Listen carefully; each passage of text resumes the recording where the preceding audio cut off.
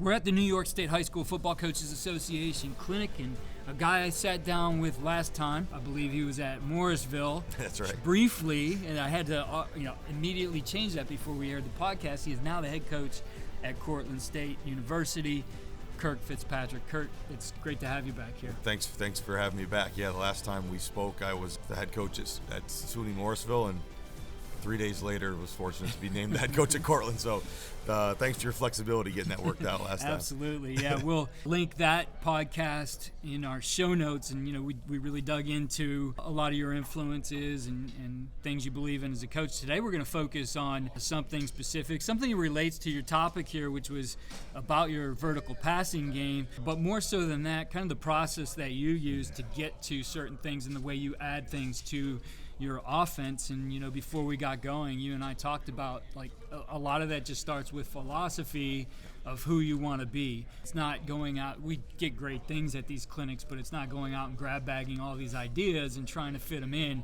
It's figuring out first, who are we and what do we need to move this offense forward. Yeah, I think it's as a coordinator, or when a staff, every year you're trying to build your group and build off of last year and try to figure out what type of offense that you're going to be. You got to have a vision, I think, for what fits.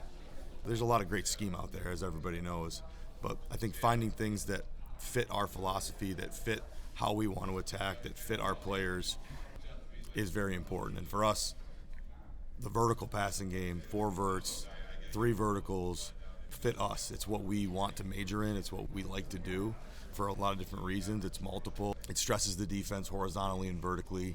Those are all things that we think are important, and because of that, that's why we run 4 verts. That's why it's the first play we install every time we go through install, and why we invest so much time in it is because we believe in it. And in football, if there's something that you believe in as a coach and you can get your players to believe in it, you can have success with that. And there's a lot of different things like that, like we just kind of talked about before we came on. It's like running the option. You don't just run the option here and there. If you're going to run the option, you got to be an option team. I think every offense has to find their flavor and major in it and be themselves to have success. Yeah, I think that's one thing you can learn from looking at the niche offenses, whether that's teams that identify as wing tee or option or air raid, and there's something to be said about that. They identify in that because they're not dabbling in it. Right. They, as you said, they major in it. Like, this is what we believe in, this is what we do, and for them, they'll fully commit to it. And being a multiple offense, sometimes that's the danger, is what do you major in and how does it fit? And when you get the new idea, where does that fit in? So it all does start with philosophy, and in looking at that, what parts of your philosophy help you define, like, yes, this fits, or no, it doesn't, and how much you're going to invest in something. Sure, yeah. Well, I think when we talk about being multiple, we define that as having the ability to win a game more than one way. So multiple, we want to be able to, if we're playing a team that wants to play split safety defense and the safeties are out of the run fit, we want to be able to run the ball successfully with whatever scheme we like. We're a zone team in the running game. If we're facing a team that's playing with one high safety and the numbers in the box, we're -1 in the box. The defense is +1 in the box. We want to be able to throw the ball, and we do that. So multiple, I think, for us is we can run it or throw it to win if we need to, but within the running game and the passing game, having an identity that our kids believe in.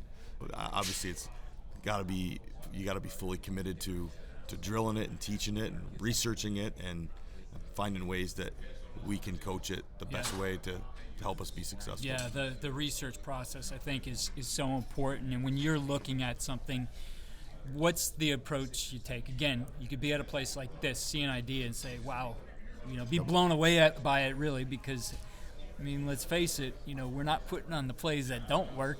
That's true. Right? You're going to see the best of the best of what you had. So I know, especially when I was a young coach, it would dazzle you in these clinics, like, wow, I got to go do that. Yeah. But what's your process for really figuring out more about that, and with any concept? I mentioned, 4 verts was something we wanted to install after the 2009 season at BW, and so our research went in multiple directions, wasn't just one place.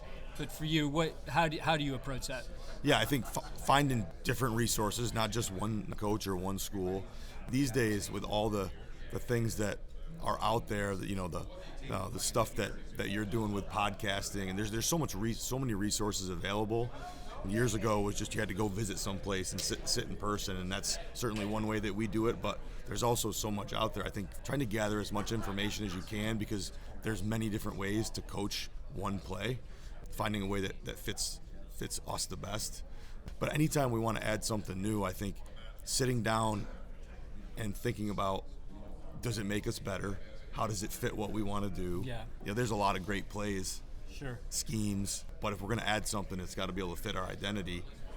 And if we decide, okay, I believe this does help us, I think it does fit our identity, our personnel, so who does it the best? Let's try and learn how they coach it and they teach it, and then we try to take all that information and mold it into a way that we think fits us. And then over time, you learn, you screw some things up, year after year, you figure out how to do it a little bit better. And, it continues to evolve. Absolutely. Yeah. In looking at, again, processes and how do you get to certain things, I know we always did. It wasn't always just, hey, I think I want to do this. There was something in our, breakdown of that previous season that showed us some weaknesses. Sometimes it showed us strengths. Sometimes it showed us opponent strengths that we needed to figure out a better way for. So it wasn't ever really based on a whim of, I like this, let's go do this. The thought started with, we have an issue. I do believe this is a solution to it. Sometimes those don't pan out and you don't go down that rabbit hole, but sometimes you say, yeah, I think I'm on to something. So, in doing that and looking at, the past season, breaking things down, what's the approach to really figure out the evolution? Because I think you're always looking at, how do we evolve this? Sometimes it's like you said, maybe I learn another way to teach this technique, or I learn another coaching point. But for you, how do you guys approach that? I mean, looking at it, I try to zoom out after the season offensively, and even as the head coach with our football team as a whole, but offense specifically, try to zoom out. And obviously, coaches, we have a very biased look at our own team, and try to pull back and look at it from an opponent's point of view. Look at the raw data for a play, have certain metrics for efficiency that we think a play is efficient or not. Success rate, there's all the analytics and all that stuff that, some of that stuff goes over my head a little bit.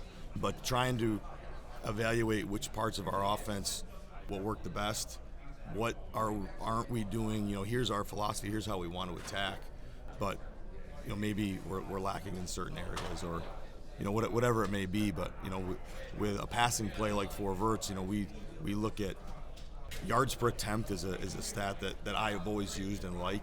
Scramble rate, sack rate, like different things, and for each part of our passing game, for example, to try to see what where are we taking the most negative plays, where are we at the most at risk. On the flip side, where are we making our most explosive plays, which concepts are our most efficient. And then trying to either the parts of our offense that weren't as effective, do we need to carve those out and spend more time on the things that are good, that we are good at, or can we invest more time or coach it a different way or research it better, the things that we aren't so good at, and try to make those more effective. Yeah, I agree. Looking at those things is a big help.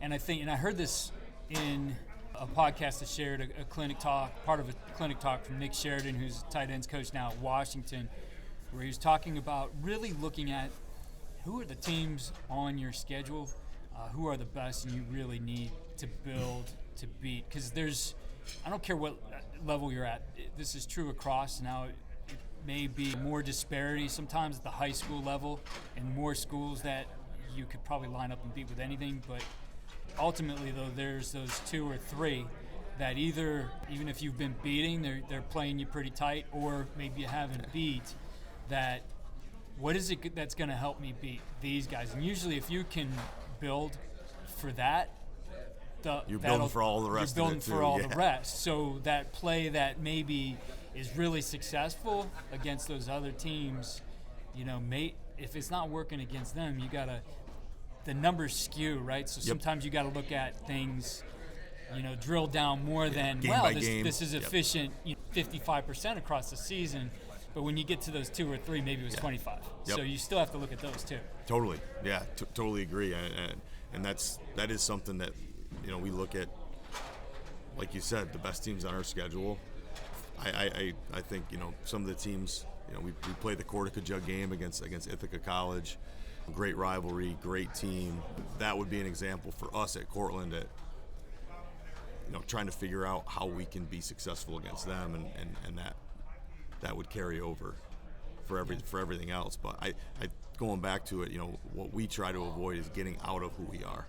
Yeah, identities. Yeah, because it's easy in to go down the rabbit hole and trying to chase success when finding new things isn't always the right answer. A lot of times it's figuring out how to coach what you already have and coach it a little bit better, make the players better at it. Yeah. So. It goes back to the philosophy. I've always felt like, again, to me, it's always a process. You always gotta sometimes go back to the beginning of things, which starts with the philosophy and who we are, what we want to be, and seeing how it fits there. Like if I said, as an example, we're going to be a downhill run team, and that's in our philosophy of who we want to be, and I find myself with all this stuff that goes more horizontal, like, okay, why are we here? Is this still who we are? If it's not, then what is our identity? Like that identity part is really important. It kind of grounds like everything that you're going to do, right? Yep. And so you go back to that. And I think a lot of times it's like if you strayed away from it, rather than I'm going to change my identity, is like this is what we believe, and yes, we still have the personnel to do this. Then how do you get back to that? How do you get better at it? Yeah.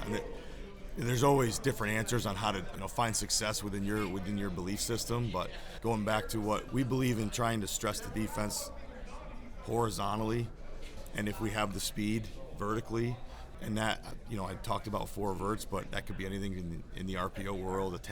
Attachments to the running game, throwing bubble screens, key screens, RPOs, inside zone, RPO to the side, out cuts, whatever it is, right? Find ways to do what you believe in. I think we've done a pretty good job of that, but we're always at clinics like this to try to learn new ways from other people to help make us a little better. Yeah, I think then once you establish that hang your hat on play, right, that base play or whatever is going to be a big portion of your offense, and then it's starting to figure out the complements around it, right? Like this is what we're going to build on, but what really fits well with this and why, right? Like for us, when we went to 4 verts, and we were rarely, unless maybe we would tag it with some play action, we were doing a lot of switch verts because of the receivers we had, that there weren't a lot of our guys who were going to run on flat out speed. Sure. Not that that's always, you're not throwing a ball really over 22 in 4 verts, but still you had guys who were going to get to those areas quick if you were running it straight. So we found ourselves doing a lot of switch releases, which changed the timing, helped the timing a little bit, open windows in different places. That was an important part to us. So there was a lot of the switch releases, and then as we looked at it, so guys thinking they could just hang back and play some cushion on you and be in that area where you want to throw the ball was, okay, well, you know what, spacing fits well with this, and we're running those same initial stems off of it, but we're snapping things down, and now we're throwing the ball in front of them when they want to play loose. So we had those built-in compliments. Yeah. That's right. How do you go about finding those, installing those, finding that fit for, this really works well with this base concept? Yeah, and balancing the passing game. You're right on the money with that. One thing that I like to do, let's take 3x1 passing game. One exercise that I like to do in the off season, in fact, I just did it last week, is I try to take however many 3-man concepts that you carry. Maybe you carry, we carry anywhere between 6 and 8 concepts. 3 receivers in a pattern together, like you mentioned with the 4 verts and spacing. I like to draw all of our pass game concepts on the board at once, and making sure that we're attacking all different layers of the coverage. And so if we draw certain plays up and there's one area on the field that has no lines going through it, we're probably not attacking the defense the right way. It's a great exercise. Yeah. I always like it. It gives me a peace of mind knowing that no matter what coverages we see, we can attack different areas on the field. It's something quick and easy to do, but it's a neat exercise just to know that, if all your plays are attacking the flat, how many different ways do you need to be able to throw the ball in one area? You got to be able to hit them all. So yeah, no, I agree. That overlay, I think, is really important because you want a package of plays that attacks across the entire defense. It attacks essentially every gap on the run, that attacks every intermediate, every short, every deep. Somehow you want to see something going in the package, something going to that area. When you don't, that now with a coordinator who studies you well, he's saying our help can come from here because they never attack here. No doubt, yeah.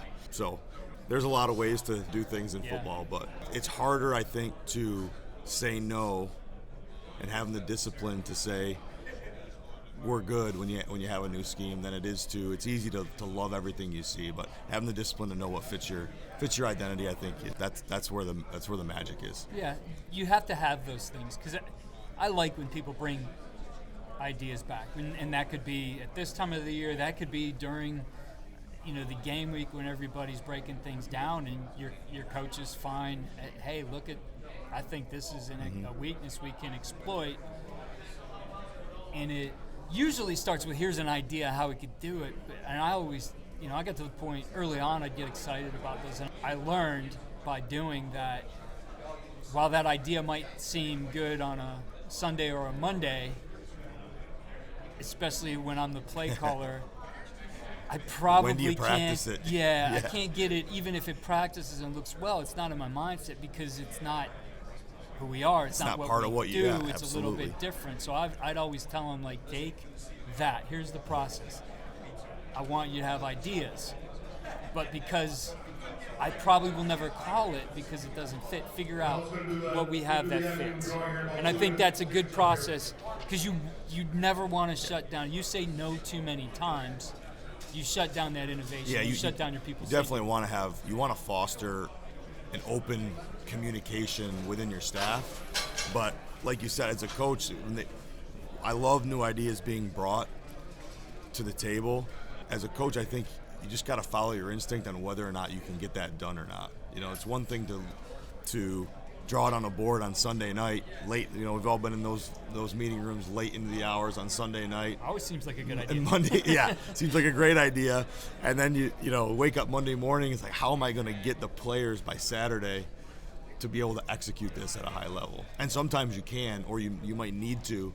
But there's also I think there's a difference between needing something and wanting something. Yeah. If you need something new to try to beat your opponent on Saturday, then you'll do what you have to do to put it in. If it's just something extra, but maybe you don't need it, if you can't practice it, probably isn't worth it. Yeah, I had Andy Kotelnicki while he was at Buffalo, sat down with him here at this clinic a few years ago, and he gave a great clinic talk on making football finite. That, I apologize for the noise in the background. It's what happens when you're at a clinic here, but being able to make the game finite, and really goes to how many reps do you have in practice?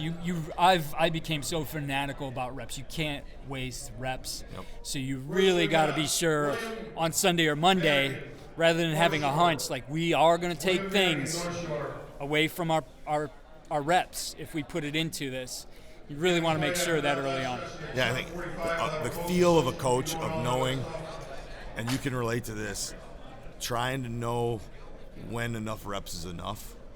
Have we run this play enough to be good at it on Saturday?